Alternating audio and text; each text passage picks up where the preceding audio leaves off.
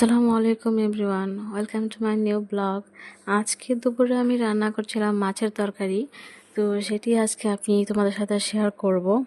মাছের তরকারি রান্না করা খুবই ইজি।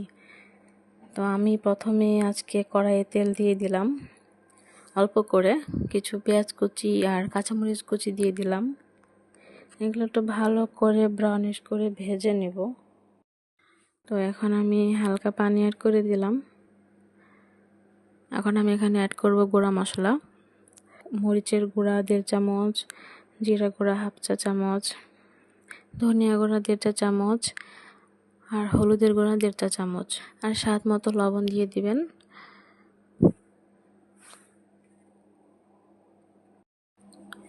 মশলাগুলো ভালো করে কষিয়ে নেবেন এবং এর সাথে কাঁচা মাছগুলোও অ্যাড করে দিবেন। কাঁচা মাছগুলো অনেকে আবার একটু ভেজে নেয় হালকা মশলা দিয়ে, সেক্ষেত্রে তরকারির টেস্টটা অনেক ভালো আসে। কিন্তু আমি এখানে আজকে ভেজে নিচ্ছি না, কারণ আমি আজকে ইসি পিসি রান্না করতেছি। তো এই জন্য আমি সরাসরি কাঁচা মাছগুলো আজ কষিয়ে নিব মশলার সাথে। এটাও অনেক খেতে মজা হয়। তো মাছগুলো ভালো করে কষিয়ে নেব, যেন মাছের ভেতর প্রত্যেকটা মশলা লবণ ভালো করে ঢুকতে পারে। এই তো দেখতে পাচ্ছেন আমার মাছ কষানো শেষ। এখন আমি এগুলো উঠিয়ে রাখবো, আর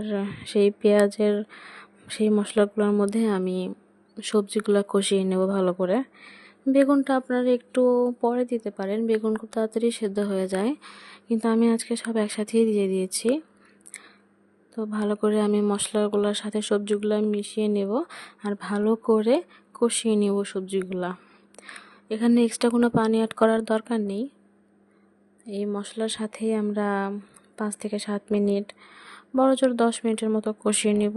আর অবশ্যই আমরা একটু পরপর নেড়ে দেব, কারণ নিচে যেন লেগে না যায় এজন্য।